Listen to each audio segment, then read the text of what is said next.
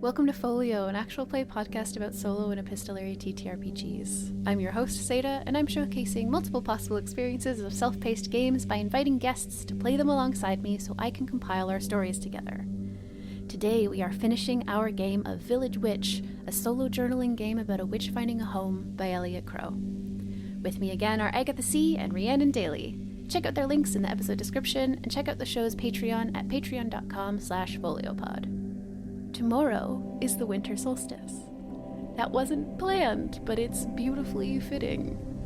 I think that I've mentioned in these episodes a couple of times that I have a tendency towards really believing in the magic of a coincidence, which occasionally can lead me astray.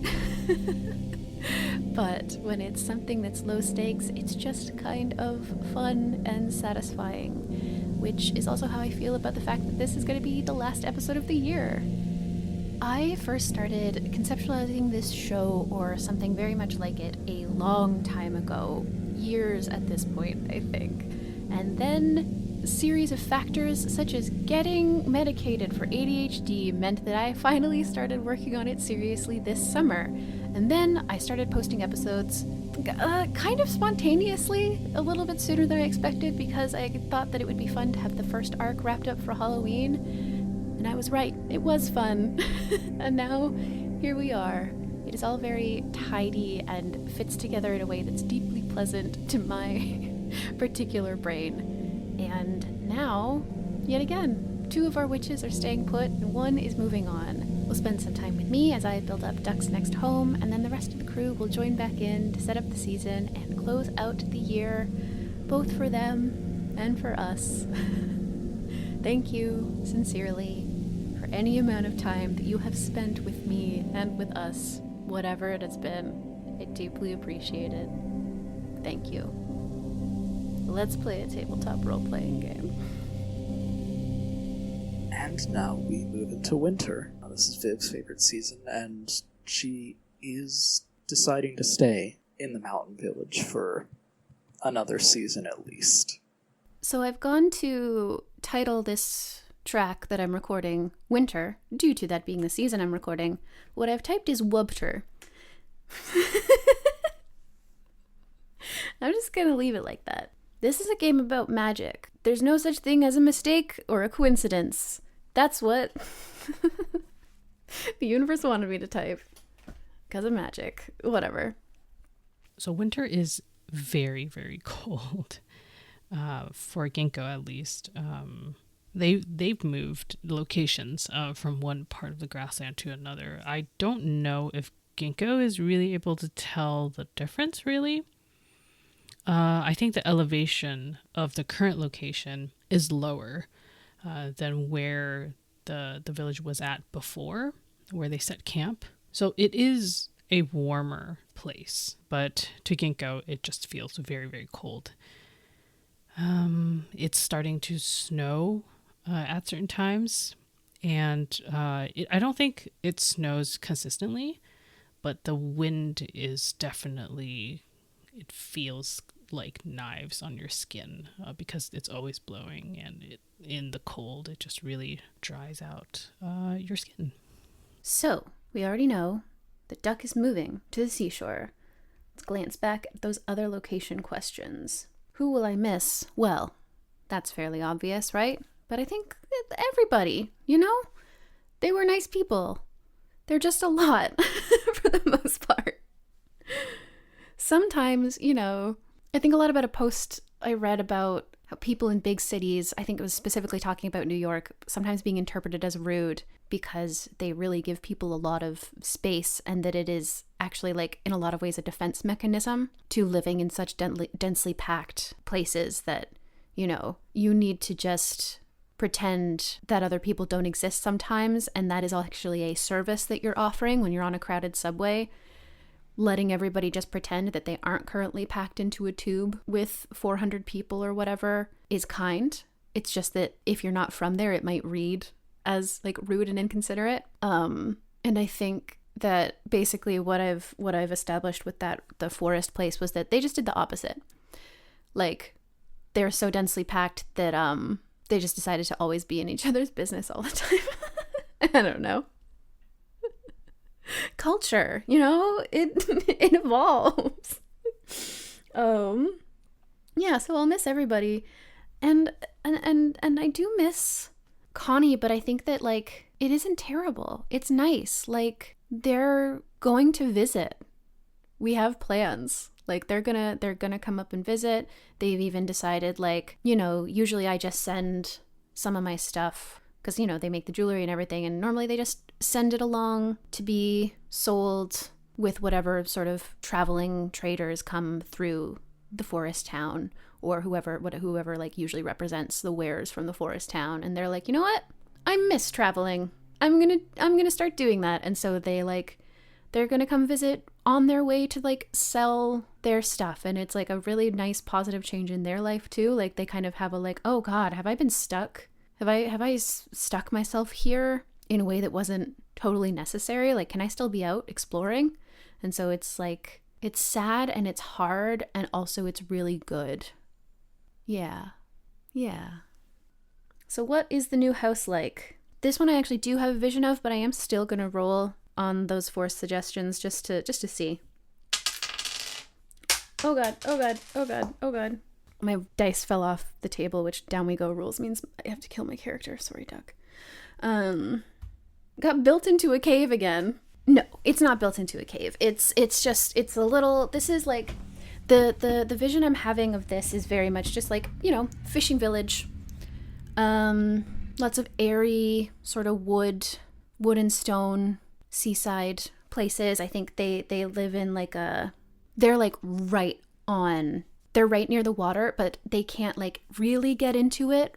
Like this town is at the seashore, but it slopes up to a cliff, and they are like not at the top of the cliff. There's like a lighthouse, of course there has to be a lighthouse, and they live on the path to the lighthouse in just a nice little stone cabin that feels very cold when they first go in, but very quickly they put fabric up on the walls, and the weaver sends, I think the weaver's getting on in years a little bit and doesn't quite want to make the trek up here just to say hi, but sends one of their apprentices up to give them something to put on the walls, and somebody comes by to show them like, that the air here is wet, and so you have to be really careful with your tinder and your matches and whatever, and they show Duck the best way to coax fire out of these slightly damper, just ambiently more wet logs, and it warms up, and I think Duck sits on their bed, after they've set up for the first time, and they like smile, and there's just like this feeling of like hope and like, oh yeah, this can really work in a way that I think we haven't necessarily seen at their other ones. Like, and in part it's just experience, like they didn't know, they were so timid at the beginning. Like they don't know how much they're allowed to change things and what they're allowed to do. But here they arrive, they make the place their own, and they've also just acquired a lot more memories and physical stuff. People have given them things and items, and they put them around, and they like, it isn't this feeling totally of a new beginning, it isn't something that is fresh and not fresh, but like there isn't like a hard sever of like their life before and their life now. They are surrounded by these like tokens of people they've lived with and people they've helped, and it has a sense of continuity and a beginning in a way that like that is invigorating and exciting. Don't have a garden because I'm on stone, like stuff does grow near here. There are people can grow things. Even I probably could if I were really dedicated, but it would have to be like, I'd have to put, pots and stuff down, and that just isn't something that Duck is super focused on. Is it haunted, or is there an animal friend that comes to visit? There's gotta be seagulls, and they're super chatty. But I think, is it haunted? Yeah, I think this is especially because this is an old town, I think. People always spring up around water pretty early. And so it is haunted, but pleasantly. I think, so I'm on the path to the lighthouse, and I think that like the specific spirit that really hangs out is someone who loved a lighthouse keeper, you know? And lived here and pined a bit staring up at the light, and then started to walk up to the lighthouse, and they fell in love and whatever. This was a long time ago. And maybe it's even like the ghost of that lighthouse keeper still haunts the lighthouse itself. And so there's this like sort of like beautiful, sad thing where these two lovers are both still here but can't see each other. But I love the idea that they both like have a tendency to like I figured this out because the lighthouse keeper appears at my door, and I'm like, I open it. It's like early in the morning, you know, like it would generally be considered rude to call someone's house this early. And I open the door. I'm like, is everything okay? Are you okay? And this like kind of tired looking like lighthouse keeper is like, yeah, it's the end of my shift. I saw a light on here last night, and I just had to, and like hands me a note, and I read it, and I look up at her in confusion, the lighthouse keeper, and I'm like, we just met. This is a little intense. And she's like, oh no, God, I'm sorry. I thought maybe somebody would have explained.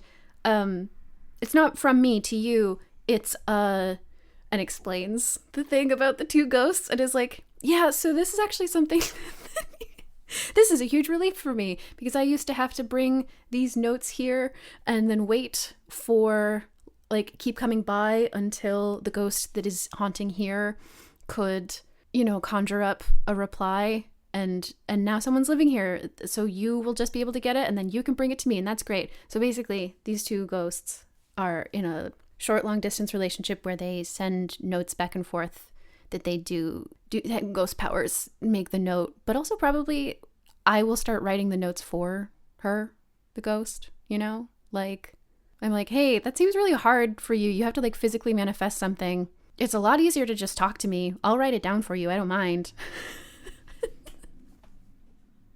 And we bond a little over, you know, long distance relationships. Okay. So, yep. Wow. Got really into that question. And I think initial impression of the village and who I meet first was already sort of established. I like these people. I connect with the Weaver, and the Weaver starts introducing me to other people, and I just feel like I'm quickly fitting in. I think that there is a little bit of an anxiety because, like, you know, Duck loves doing all the prep work for fall, and so moving somewhere where they haven't done that is like terrifying. But I think that one of the comforts for them is probably that they saw people doing that work, like really putting in effort towards it, and they're like, oh, that is part of the culture here, you know? And so they're prepared to feel safe here despite not having done the work themselves.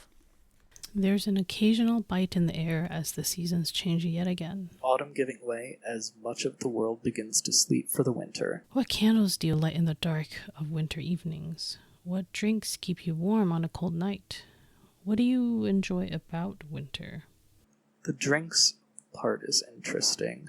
I think as far as candles, she's pretty unceremonious about it, kind of workmanlike, where it's like, yeah, she has some candles. It's dark. She's gonna light them.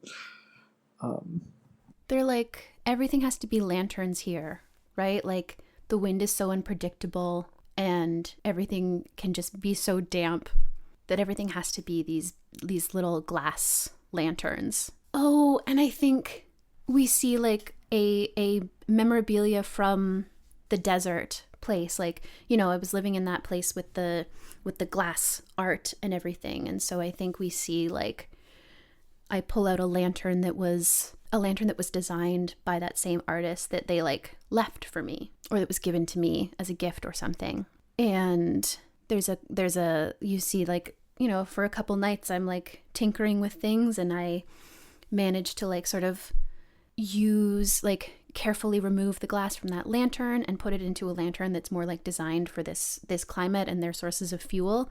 And so I have this I have a bunch of like regular lanterns too, but I also specifically have this one beautiful one that like casts these fascinating patterns on the wall when a candle is lit. And it's just like soothing and comforting and has the feeling of warmth. Like it's not the warmth of a desert, like it's not oppressive. It's the warmth of like a rock that's been in the sun all day and that it's now night, but it's still holding that heat.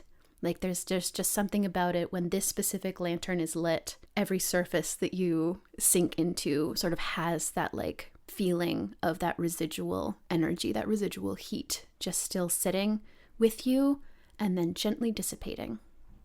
What candles does Ginkgo light? I think Ginkgo actually has like a witch lamp, and this is something that is maybe a bit more of a splurge. It is also a sign of status that witches get these and then they light them. They don't use the usual fuel like animal fat or things like that others may use. Instead, they use a very specific combination of plants and then infused with witch magic through incantations and so on. But also, I think there's like, it's hard to say whether it's drawing from nature or if it's drawing from something within witches, or if it's like you just need to do the incantations right and use the right ingredients and so on. It's hard to say, and different people have different theories, but it generally, witch lamps can only be lit by witches. And Ginkgo has one of those. It's so it has a base, and then there's a glass globe in the middle, and then there's also a handle on top, and then within it is this pretty warm glow. It's not as warm as a firelight. There's a tinge of maybe something like purple to it, but generally it's still quite warm. What drinks keep you warm on a cold night? It's me and the lighthouse keeper, right? Like, it starts with like, you know, we're communicating occasionally, and I pad up there in the night sometimes to bring a letter, and sometimes there's a storm and I stay, and they make me this warm tea that's very strong. They laugh the first time I drink it because I make a face, and they're like, oh yeah, no, it takes a little getting used to, but it'll fortify you. And I'm like, oh okay, yeah, I'll give it a go. And you know, they make this tea that they sort of hand grind up there. They're like, listen, my job's important, but there's a lot of downtime. I need other hobbies. And it's like probably again seaweed and that kind of thing. It's some special herb that grows, or it's a moss that grows on the cliff wall near the lighthouse that they dry and they grind into a tea. And they give me a sachet of it to bring home, and it does like warm me up quite a bit. And I think sort of in exchange, I like sometimes when I'm up there, I sort of go around repairing a bunch of their, like, you know, so many lighthouse keepers have lived here, and it's just like stuff has just been left, you know, like there's a mug from 60 years ago. And the lighthouse keeper is like, I have no idea who liked that. It's so garish. And I'm like, I kind of like it. And I just like, I'm going around and digging stuff out of storage that the lighthouse keeper, like that she's just never bothered to do. And I'm digging it out and I'm fixing a bunch of stuff. And so I like carefully glue together. There's like, you know, a set of teacups that she really likes, but there's only one left, and I find the remnants of all of the other 5 ones and bring them home and carefully glue them back together, fix what I can, and bring them back. And they've got little charms that are like, you know, keep the tea warm a little longer, or there's one that's like, if you drink from this cup while you're trying to solve a difficult problem, you are more likely to be able to see the problem from a new perspective, like an angle you haven't considered. And all of them have like slightly different little charms like that. And yeah, they give me the tea in exchange. It isn't a direct exchange. We just now have a habit of giving each other stuff. I think as she is sort of expecting more work for the healing part of her job in the winter, she may stay up a bit later sometimes. So maybe she has some kind of tea that's grown up here in the mountains, right? Something to help her stay warm and stay awake a little bit longer, just in case somebody really needs her help. What drinks keep her warm on a cold night? Ginkgo drinks alcohol with the rest of the grassland village after that attack. And because she was there and she was able to help, well, not while the snippy happened, but afterwards, and calm everyone down and so on, like that definitely draws the village closer to Ginkgo. And so they invite her to drink with them. Sometimes they have milk, and then sometimes they have alcohol and that they drink together. And it really does help keep you warm to a certain point. And that's kind of like their bonding activity. And she is doing it more now. I think she understands that this is a part of how to get closer to other people. She doesn't always enjoy the activities necessarily, but she likes the feeling of getting closer to people, and the feeling of acceptance is very appealing for her. So she does partake in that. What do you enjoy about winter? I mean, as I kind of established before, all the clothes, everybody's bundled up. It's great. And I think something I specifically enjoy about winter here is that it quickly becomes obvious that this town takes its rest very seriously. They do a lot of like harvest during the summer. Like summers are sort of nonstop, and many of the other seasons are very nonstop. But in the winter, they are very serious about recuperating. And so it is like there is just this very intentional energy of like a lot of stuff can wait. If we don't need to do this now, we don't do it now. Now we rest and we honor the work that we've done throughout the rest of the year, and we very intentionally come together. We don't isolate ourselves to recover. We have a lot of big communal dinners and cultivate warmth and connection, and we are slow and gentle with each other. And this is like a beautiful thing that the season gives us permission to do. And so I think I find a lot of like, oh, it ends up that moving here for the winter was great because this is when like they are incredibly deliberate about community bonding during this. So I'm just very brought in immediately. And I think it's good for me. I think like, you know, a small through line through a lot of this has been Duck being like wanting to help all of the time, right? And like that's not bad, but I think that it's good for them to be pulled into a community where they're like, okay, what can I offer? And they are told like the best thing that you can do for us right now is nothing. If we need you, we will tell you, thank you. But the thing that we really need right now is for you to sit down, put your feet up, and listen to me reading this story out loud, because it's the thing that we do at the beginning of every winter. We read this story out loud, one chapter every single night, and then when we're done, we have a big party and we do a play recreating it. Sit, have some cider. That is your contribution. And that's good. It's good. That's a good feeling to have. It's a good lesson to learn. And as far as what she enjoys about winter, she likes the intensity of the work and she likes the intensity of the quiet when it snows. But up here in the mountains, it's probably entirely different from what she's used to in terms of just how intense all of those things can get. There's probably, when there's the first big snow of the winter, there's just this moment of absolute wonder for her as she's seeing what it's like to be at this elevation when it gets this cold, what the mountain looks like with the snow on it, what it's like to look down at the village the morning after a big snow. It's still fresh. So that's probably something special for her there. What does she enjoy most about winter? I think it is the times that she gets to spend with people, especially I think the elders of the village, who are great storytellers.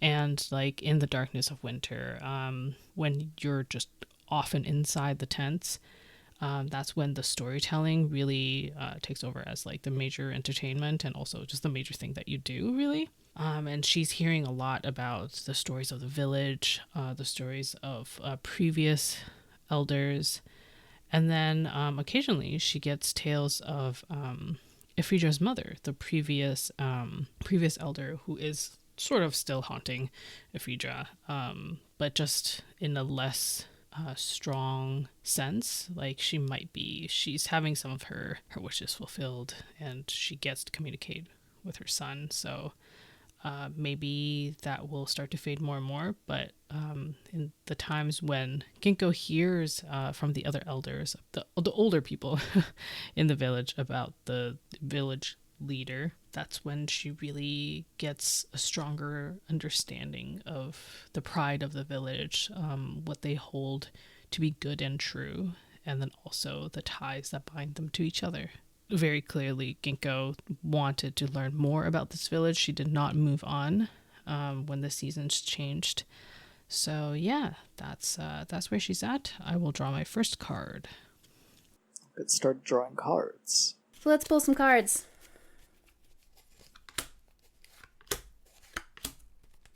First, we have the King of Swords. You spend some time working on your records, whether a journal or a book of shadows or a recipe book.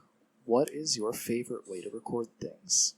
I think it's pretty mundane for her. It's just she keeps a journal full of, like, probably what this scene is she's taking the, like, kind of scattered notes that she was taking as she was studying on how to live here, and she's actually putting them into, like, an actual journal, right? Like, she's binding them in there and then putting a bunch of blank pages in as well so she can keep writing in there. And so I'm just imagining a scene of her sort of sitting at the kitchen table, drinking some tea.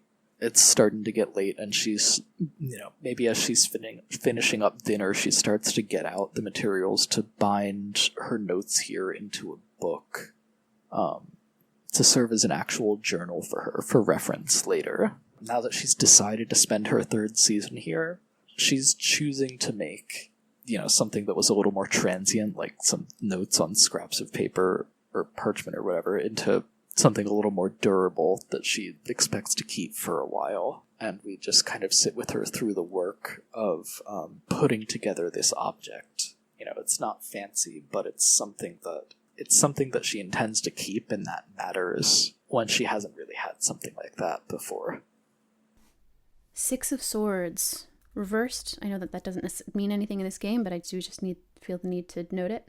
Swords are around the home. 6. While walking outside near your house, you find a crystal in the ground dropped by a previous occupant. You clean it up and cleanse its energy. What does it look like? Do you incorporate it into your own practice or give it to someone else? So I see like a sparkling on the ground, and I just assume sea glass, and there's just stuff that's all over here, and I come closer, and it's immediately very obvious that this is from somewhere else. This is a gem the kind of gem that only gets made under enormous pressure, underground, and that kind of thing, which I only know because Connie taught me how to recognize that stuff. Who is it from? It isn't the ghost. So first I save it for a little while because, like, as established, there is a witch who travels through here sometimes. So I'm like, maybe it belongs to them. And then they come through and I'm like, is this yours? And they're like, no, I've never seen that before in my life. I kind of don't like its vibe. And I'm like, I also kind of don't like its vibe. I'm really glad that it wasn't yours. And together we do cleanse it. Yeah, we do the cleansing thing. And for the drama, this is a crystal that was used as a payment for the person that killed the lighthouse keeper ghost. That lighthouse keeper was assassinated. She was killed because somebody was trying to cause a big shipwreck for nefarious purposes. And so she was killed so that they could, like, mess with the lighthouse signal. And this crystal was used as payment for that assassin, who fled the scene and dropped some of this stuff very long time ago. So we cleanse it, and it's great. And I don't incorporate it into my practice. I give it to Connie. Connie comes through and we catch up. It's been a few weeks. It can't be more than a month really since I moved, I think, just because like I'm thinking of these as like one incident a month. But it's been a few weeks and a lot has happened in those few weeks. It's been like 6 weeks. The last thing happened, near the beginning of a month. This is happening near the end of the next month. Connie comes through on their way to a market, and we catch up on everything. I talk about my burgeoning connection with the lighthouse keeper, and they're so excited and thrilled, and they talk about dalliances they've had on the road, and say like being a traveling trader that they'd kind of forgotten that you can like meet more people and have more of those like romantic connections for a night or whatever, that it just gives you more opportunity to have those in a way that's been like really fulfilling. And yeah, I give them this crystal and they stay for a few days and it's really wonderful. And then they keep going on their trail and they say that they'll be able to stop by on their way back as well, and that they'll maybe try to make something out of this crystal on the road if they can, but they might not be able to. 10 of spades. You take a spell bath using herbs, crystals, and maybe even some fruit to prepare the water. What comfort or healing do you hope to receive from the ritual? That is extremely luxurious for this village at this moment. I almost feel like I don't want to use this prompt because I just feel like that feels kind of wasteful unless maybe we go to a hot spring. Actually, yeah, I'll keep this card and say the village maybe takes like a short trip to a nearby hot spring. Or it can be the kind of bath that you take where it is just like a small bucket of water and you just take a cloth and you rub it over your body using the water as opposed to an actual soak. Because again, I think at this time and in this environment, like water is not an easily accessible resource. And so I don't think it should be freely used for a soak. Yeah, I'll go with that. So yeah, this is a ritual bath. And I think this has to do with preparation for a celebration that might be coming, or celebration, or maybe like a ritual to remember and give thanks to the ancestors, that sort of thing. So whoever leads this ritual will need to partake in ritual cleansing. And so as the village witch, Ginkgo is definitely one of the people who will be leading a part of this ceremony. The village leader will also be doing that, and that is Ephedra, of course. And so they each have to do that. I think Ginkgo is the one who sets it up because, again, like the components and things like that are things that only the village witch has knowledge of. So she's going to prepare 2 separate baths, or she's going to prepare one for herself first, and then after she's done, she will prepare one for Ephedra. So it's even the preparation process is a ritual. Like you put in one thing first and then you put in another, and with putting each component in, each herb, each crystal, each animal part, you say like a phrase about what it does, and then what kind of effect, and then also what kind of meaning it's supposed to bring to this ritual cleansing. And then at the end, she then dips the cloth in and then cleanses herself.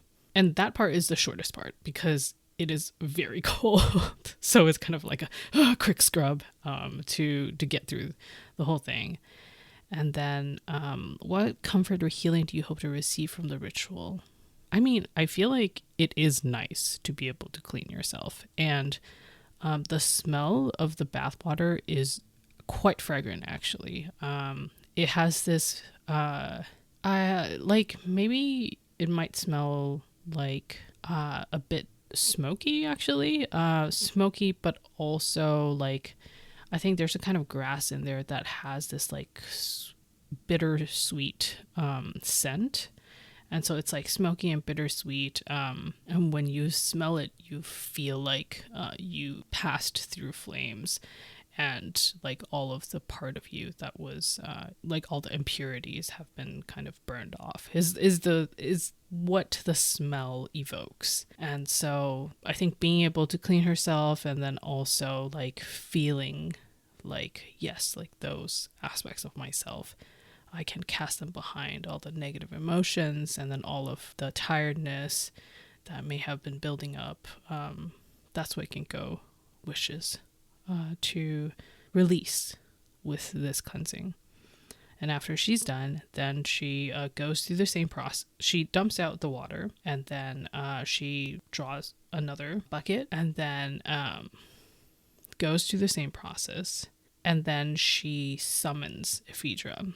And then he comes in. Ginkgo instructs him on the way to do it, and he says he looks like he wants to say that he knows how to do it because he has done it before, but he bites his tongue and gives her the respect of listening to her go through the process again, because that's probably also like a yearly thing. Like you always listen to the village witch tell you how to do it, even if at this point you are very familiar with the process. And then Ginkgo will draw a curtain between where he is and where she is inside the tent. And she's just going to wait. She's not going outside.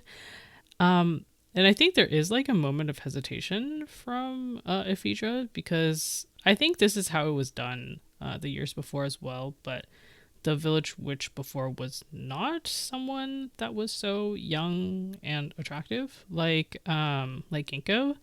So I think there is a moment where he's like, but then he's like, nope, this is a part of the ritual. I'm just gonna go through with it, and he does.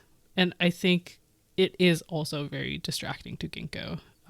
Like as she sits there and she's like, okay, thinking about the actual ceremony and all that stuff, like these are the things that I need, and she's kind of like rustling through her all of her materials, but she can't help but be distracted by hearing him like ritually cleansing himself. So yeah, that's that card. I was gonna say now he's being polite, but he psychically inferred I was about to say that and screamed. Card number 2. Again, reversed. Not that it matters. Oh, wait. Oh, this is 2 cards. This is 2 cards because they were stuck together. Ooh, which should I do? Let's look at both of them. Fascinatingly, they're both wands. We've got the King of Wands and the Six of Wands. I'm going to look at both of them and maybe combine them, because in tarot and games of magic, I gotta assume that there's some intentionality to stuff that happens. So wands are around the home. 6 is you discover a new ability. What is it and how do you discover it? And king is you find something left by a previous occupant. What is it and what do you do with it? Geralt has ideas. I gotta combine them. So I find something and discover a new ability, or discover a new ability and it helps me to find something. Okay. So discovering a new ability is difficult because I don't have a full sense of what the limitations of my abilities even are at the moment. I think this makes, I want this to be related to the ghost. So I find, yeah, okay. This is going to be slightly odd to explain. So Duck finds an instrument in the attic, an old stringed instrument, a lute or something, a mandolin. And it has not been treated super well by the sea air, but luckily this attic that I didn't even know was there, I find it while cleaning or something. I find a hidden latch and realize that it opens to a secret compartment that is so small up there. Like I can sort of get in there. I can't stand fully, but I can haul myself up there. And there's a little bit of storage. And I find this mandolin, and it's surprisingly like been okay, like considering the like how long it's been there, years and years, decades, and the salt air. This is just well sealed enough that it's fairly okay. And I bring it downstairs, and I hear music from it, and I'm like, oh, it's like a player piano. I don't see how the mechanism works, but it must have one, because I can hear these beautiful songs playing from it. And my ghost appears that night, you know. The moon rises, she fades in, and we're just existing quietly together, and the mandolin is playing, and at a certain point I go, oh, this is that song you're always humming, isn't it? And she looks at me in great surprise. And she's like, what do you mean? What song? And I'm like, oh, the song that's playing right now. And I gesture towards the mandolin. And she looks at the mandolin, and she looks at me, and there's, you know, shock on her transparent face. And she goes like, you can hear that? And I'm like, yes. I mean, I don't really know how it works, but I figured it was like a player piano or just a little enchantment that, of course, I can hear it. And she just kind of shakes her head slowly, and she's like, there's no music playing. I can hear it. I can always hear it, but the living shouldn't be able to hear it. And Duck is like, what do you mean? And, you know, she talks about there's ghosts aren't always just people or something, or like there's spiritual energies that can linger, that you only really are supposed to be able to touch if you are also a ghost, if you are dead. That this is music that is playing from the other side. That this is the lingering memory of music, that it is not being played right now. And she says, like, look closer. And I look closer at the mandolin and realize that, like, it's actually in terrible shape. That it has all of the strings are snapped, and that they haven't been, like, whenever I've sort of glanced at it, I've just seen like a well put together mandolin with the strings vibrating slightly as it plays. And then I look more closely at it and realize, like, oh no, there are no strings on that. They all snapped. The body is super cracked, and it's absolutely not capable of playing music. And it becomes obvious that I have some sort of connection, like deep connection to the death realm. And I think that the ghost, like, admits that she was pretty surprised how easy it was to talk with me. That, you know, she's had to manifest the notes to her lighthouse keeper lover all of these years, because it normally takes an enormous amount of energy to speak with the living, but that she found it really easy with me. And she just sort of quietly, she kept it to herself because she was a little scared. She's like, does that mean that you're dead? But you don't seem to be. I don't really understand what you are. I'm just going to accept this as a blessing or whatever. And I'm like, oh. And I think, you know, we talk, and I'm like, I've always kind of been able to talk to ghosts. Like, I did it at home when I was growing up all the time. I thought that was just something that people did. And she's like, nope, not really. And I think that ultimately what it comes down to is that, like, I have to do some studying of ghosts and necromantic stuff. I have to ask the order to send me some books, and they're very suspicious about why I'm asking for these specific books, and they send someone along with them. They're like, you know, we can't just send this book off into the world without it being accompanied. And I'm like, that's totally fine. I would love to talk about this with somebody and talk about, like, the theory of ghosts as emotional memory. And it becomes the leading theory for me that, like, the work that I do with fabrics and the work that I do with, like, channeling the emotional components of clothing and accessories and that kind of thing into a power source has just, like, opened something inside of myself that, like, connects really intensely with memory and the resonance of strong emotions, and that is what ghosts are, and that is the thing that lingers beyond death, right? Is those feelings and those memories. And I've just, like, without meaning to, really been working out those specific muscles in my other practices. And that is why I can hear this broken mandolin playing old tunes. It's like somebody used to lay here alone at night just playing this music, and it would filter down to the village, and it would filter across the sea up to the lighthouse. And this was like the way that this person, this musician, like kept a connection with other people even from a distance, was being able to like play for themselves and for other people. And so it's very imbued with that energy, and so I can still hear it. Most of the living can't, but I can, and that's something I can do. And I bet that there's a lot more I can do as I explore it. Probably not in this game, but in the future. In Duck's mysterious future. Right. Major Arcana, and I rolled a 20. Judgment. Whoa, okay. It's time to make a change in life, whether in your own habits and rituals or in how you relate to others. What is this change, and how is it for the better? I think it's been a while since Ginkgo has even thought about her ex-fiance.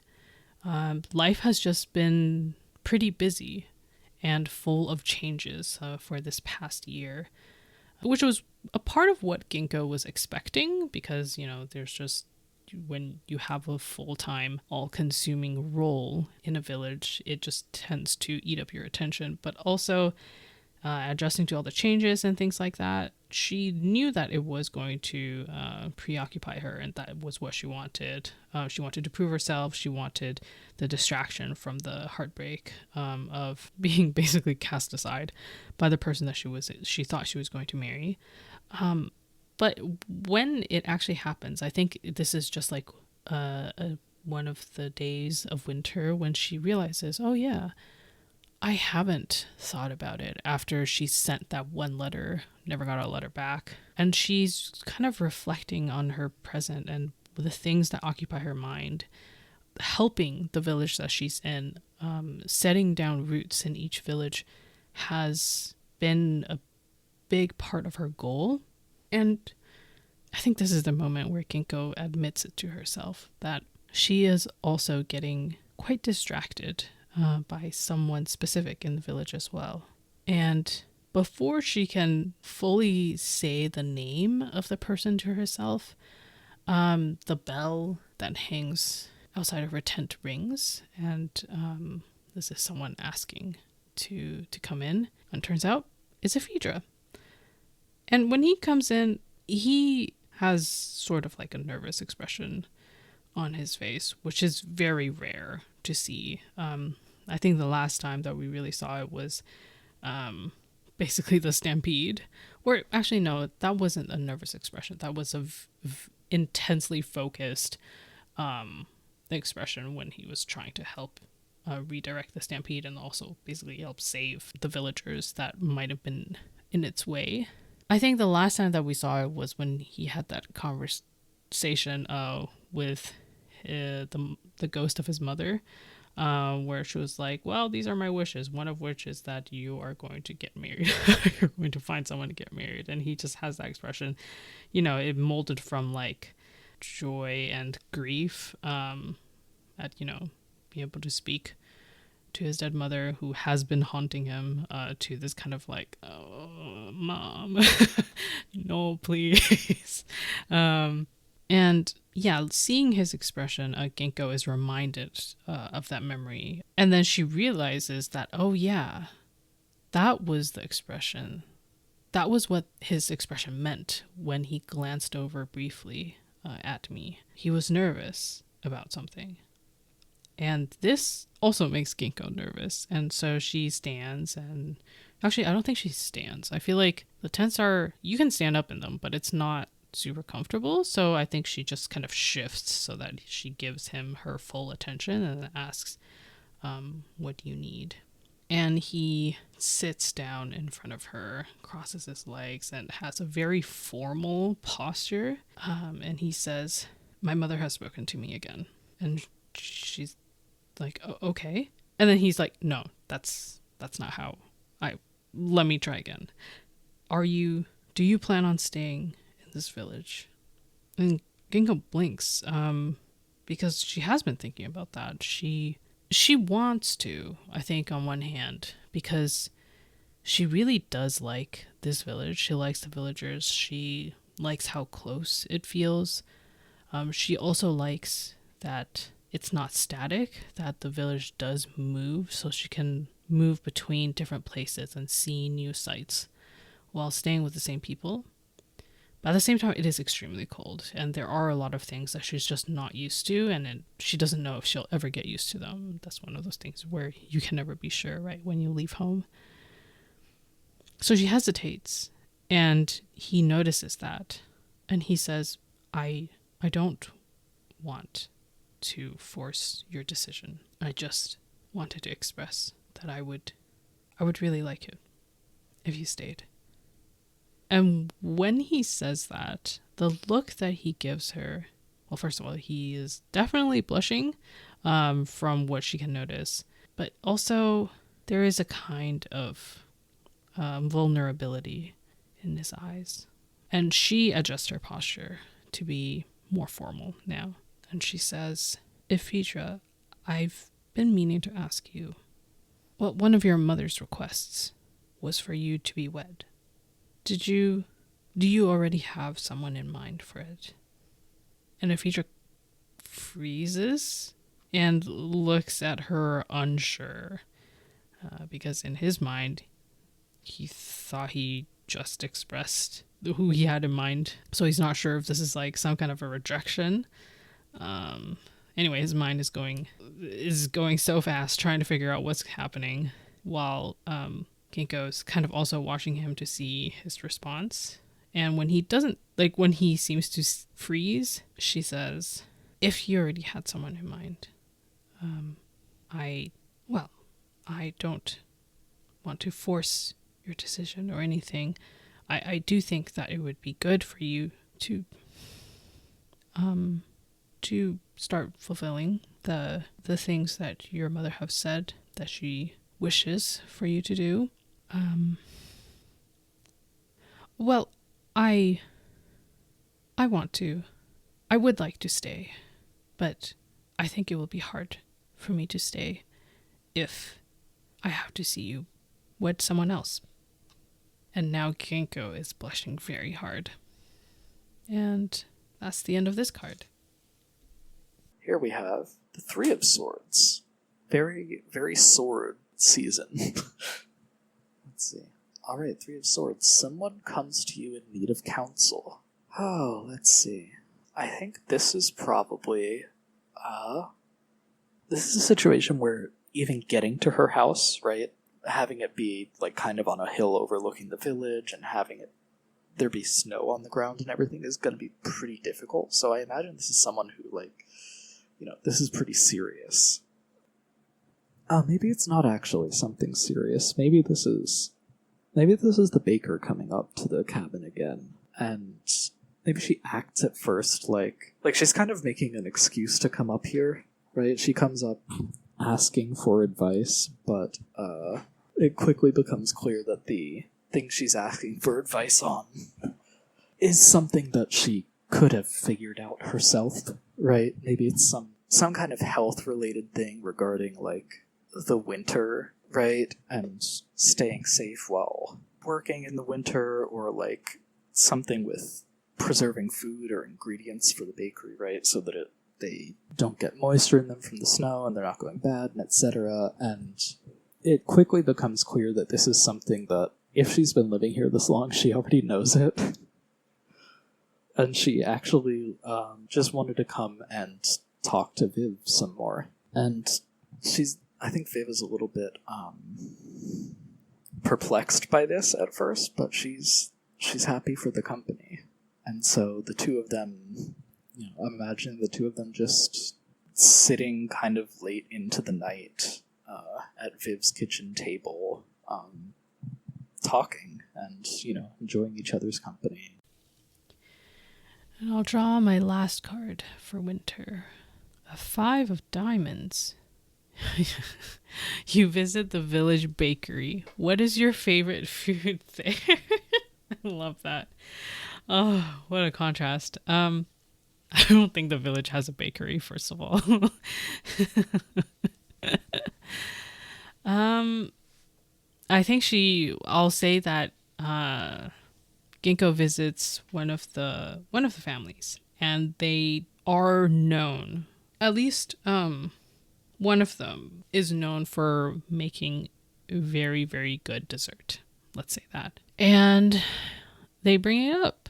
They bring it out when Ginkgo arrives. It is, I think it's a kind of pancake sort of thing that has herbs and meat inside. It's the kind that is like cumin, that kind of a spicy dessert. And so it goes really well with alcohol.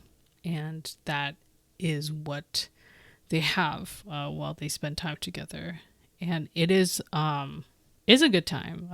They eat, and Ginkgo obviously compliments them and say that I think that this whole village is very good at making food, but really your pancakes are my favorite.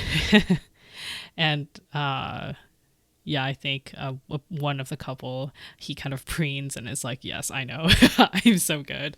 And then he is like ready to, after Ginkgo leaves, to go and brag to everyone else that the village witch said that mine was the best. No biggie. And then like during the conversation, one of the kids of the couple actually like comes into the tent and like will like come closer to where all the adults are gathered and say and like tug on Ginkgo's sleeve and ask, "Oh, village witch, I heard that you and the village leader are going to get married. Is that true?" And Ginkgo does a spit take and is it's just that moment where she's like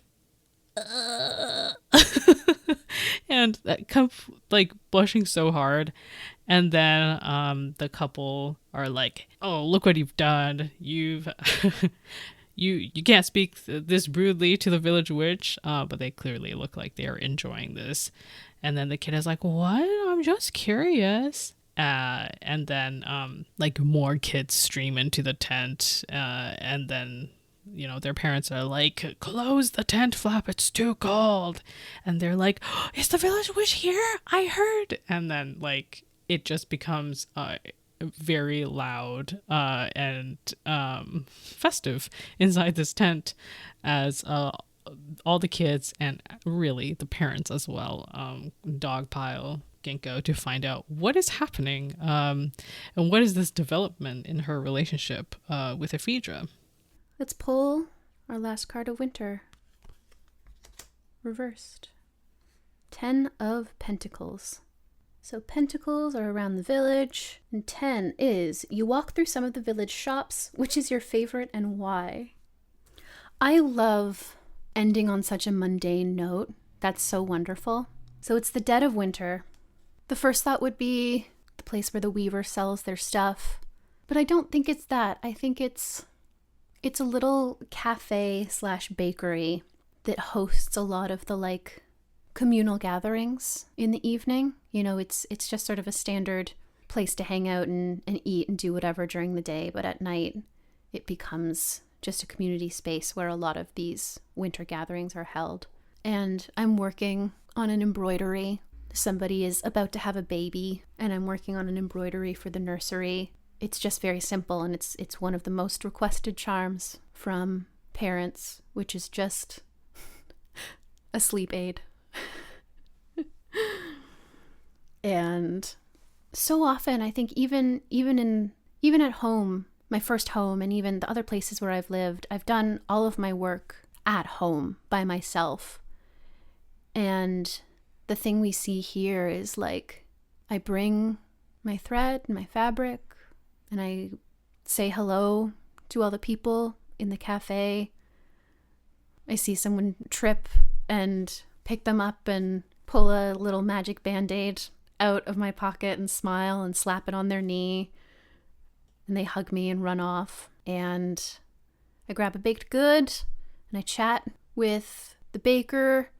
You know, they thank me for the warmth charm that I gave them on their apron that just helps the bread proof a little bit faster even in the dead of winter. And I sit and work on this embroidery. And there are just people walk by and we talk, and some of them thank me for things that I've done for them, but a lot of them just say hi and talk to me as a friend. And I get chided a little bit for working, but I mention that it's for so-and-so's upcoming baby, and they relent, rolling their eyes like, of course. Well, you can always find something that has to be done, can't you? And I laugh kind of guiltily, and they smile to show that they don't mean it, and it's okay. Especially because it's in the daytime. They might frown on it if I was working in the middle of the night, but, you know, things do still have to get done during our time of rest. We are still living in a society. And yeah, that's sort of the final image of this section here, is just like working and part of a community. The baker hands me a little bundle of stuff to give to the lighthouse keeper because they know that I visit her all the time. Probably the final card. And it is the 5 of Cups. This one doesn't really fit with the season or situation. It's find a berry or herb patch. I am going to draw another card. The Sun. You're celebrating, either something personal or with the village. What is the celebration for? I think as we draw closer to the end of winter, maybe the village has, like, some kind of celebration for, like, the first thaw of the year, right? The first time the snow accumulated over the course of the winter actually melts. And, you know, it's not quite spring yet, but it's starting to get towards it. And, yeah, I think in this case, Viv, you know, she's also celebrating the fact that she, like, has started to feel like she fits here, right? Like she has something to do here and people she's made a connection with. And, like, she's celebrating that she's even been here long enough to see this sort of, like, celebration of the first thaw. So I think that's kind of a note that we can close on. And that's it. That's winter. And I think that's where I will end the winter season and the game as well. So I'm going to go to the ending. It's been a whole year since you started your journey. It's time to settle in and make a place your home. Where do you settle? What have you learned over the year? What do you miss? What makes you excited about the future? Have you found what you desired? Lucky me, moving sucks. The place where I settle is this place at the seashore. I think, you know, if I'm allowed to montage a little bit, like, as things thaw in the spring, Connie moves up and they move into the stone cabin right beside me, and we spend most of the time sleeping at one or the other's homes. And when I'm not sleeping at Connie's place or my place, I'm at the lighthouse. Connie keeps traveling, but this is their new home base. Yeah, I think she is going to stay in this mountain village. I think the big thing she's learned is that she's gotten better at just kind of, like, sitting with things, right? And letting herself be in a place and not feeling like she's failing all over again every second that she doesn't have her shit figured out. And she's enjoying just being able to be there in that house overlooking the mountain village and go through one day and the next. Yeah, I think that's gonna be the ending for her. Ginkgo and Ephedra date, but I think when the winter season ends, she actually tells Ephedra that she wants to move on to the next village, which is kind of devastating to Ephedra and also to the village, who thought something else was going to happen, which was that she was going to marry Ephedra and then just settle in this village. But she explains to him that she feels like her journey to learn how to be a proper village witch has not ended, and she wants to see more and to learn more, and that she will return, but she needs to keep going with her journey before she can be sure, or before she can feel like she's ready to basically settle down. And I think after that they don't talk for a bit because he's pretty upset. Well, I think they don't talk for a bit, and then like eventually he does go to her to like talk, and he talks about his insecurities, like she's going to leave and she's going to meet so many more people in all these different villages that he doesn't know, and he doesn't know if she'll even want to come back. And she apologizes and she says, yeah, I can't guarantee it. I will keep my heart for you, but I guess I don't want to change, and I do want to come back, and that is the guarantee that I can give you. But you're right in that things might happen. I don't want it to happen, but... And I think eventually, he can't stop her. No one can. And like the village is pretty hurt over it as well. But she does end up leaving and she goes to other villages. And what she's learned over the year is that the world is very big and that there is always so much more to learn, and that people everywhere have so much wisdom that she can learn from and draw from. But she also has learned that people are similar, no matter where they are. There are things that they want, things that they wish they could have. They care about each other, and that is something comforting for her. What have I learned over the years? Over the year? What have I learned over the year? Well, shit, a lot, right? I guess how to connect with people, how to set expectations, and also how to put yourself in situations where you don't have to explain quite as much of yourself because you're with people who understand you, even if they don't know everything about you. And, well, apparently how to talk to ghosts, which I only belatedly realized is unusual. So that's exciting. As she goes away, the thing that she misses, I think she misses home. She does. And maybe in her next year, her journey, she does get to go back to visit briefly. And then she realizes that things have changed, or maybe she has changed. And maybe what she misses is the times before more than necessarily the people. I think that there is a part of Duck that has a little bit of nerve, like feels some nerves about the idea of settling down. Like, kind of liked the idea that they might, like, just kind of keep hopping forward. But, like, not necessarily in a good way, you know? Like, you know, you have people like Connie who genuinely do want to just travel and have those new experiences. And Duck isn't like that. Duck wants one place, but I think they're scared of making the wrong decision.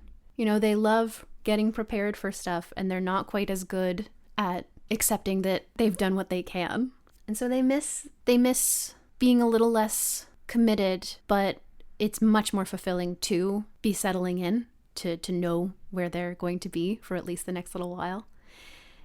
And they continue to miss their home and everything, but now they're in a place, and also Connie is traveling so much that, like, they can send letters with Connie, and Connie's constantly coming back from market with people, like, saying, look who I ran into, and Duck's childhood best friend tumbles out of the carriage and screams and runs over to them and is just like, I was selling my clay pots at the thing and then Connie said that and so it's great, you know, people are coming to me, which is also what makes me excited about the future. This is so full of potential, and it feels real, and it feels good. And I've got these two people who I love, who are very different, the lighthouse keeper barely leaves the lighthouse, you know, and Connie always wants to go out, go to the markets and adventure. I've got these two people who are giving me these two wonderful different perspectives on my life and their lives, and teaching me things that I need to achieve that perfect balance for myself. And I'm excited for work to begin again.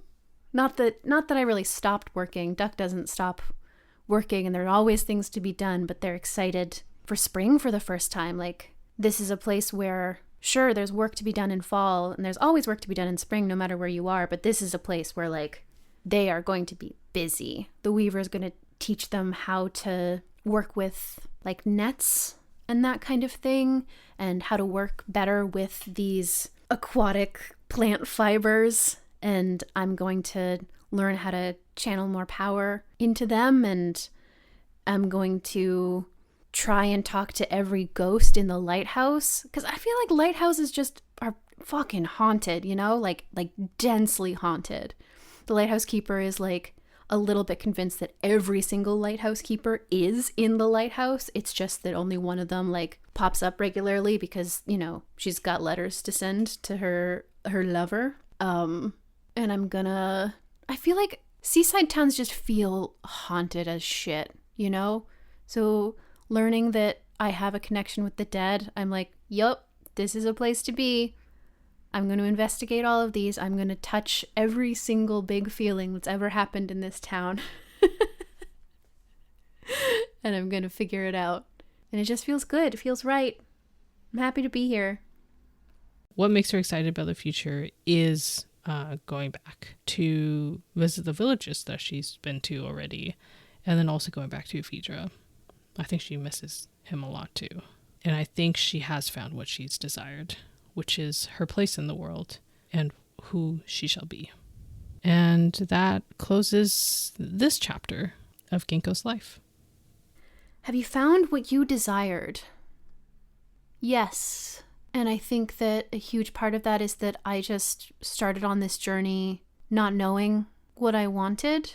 And I was very lucky that I kept stumbling into things that taught me that, and taught me how to want and how to find things that feel better for me. And so now, with the benefit of hindsight, I'm able to name the things that I wanted and the things that I didn't want.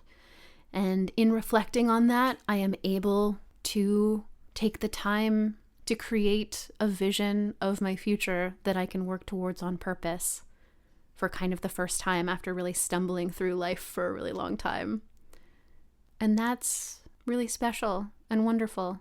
And that's where we're going to leave Duck, with their partners and their ghosts and their sewing and their little community by the seaside.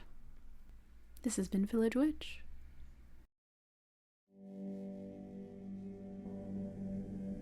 This has been Folio, an actual play podcast about solo and epistolary TTRPGs. To find where you can find the show, check out foliopod.card.co. We're on Patreon at patreon.com/foliopod. You can find Agatha at Mighty Shrimp on Blue Sky, or Mighty Shrimp with 2 Y's on Twitter. You can find Rhiannon at CNIDARIAA on Twitter, and find her work at cyphazone.itch.io. You can find me at Potato Chips on social media generally, and check out my other work at gaygoth5s.online. This week, Agatha and Rhea and I finished our game of Village Witch by Elliot Crow, linked in the show notes. Thank you so much for listening. Take care out there. Happy New Year. I'll be back to start off a new game on January 10th. Stay warm, stay connected, stay safe. See you next year.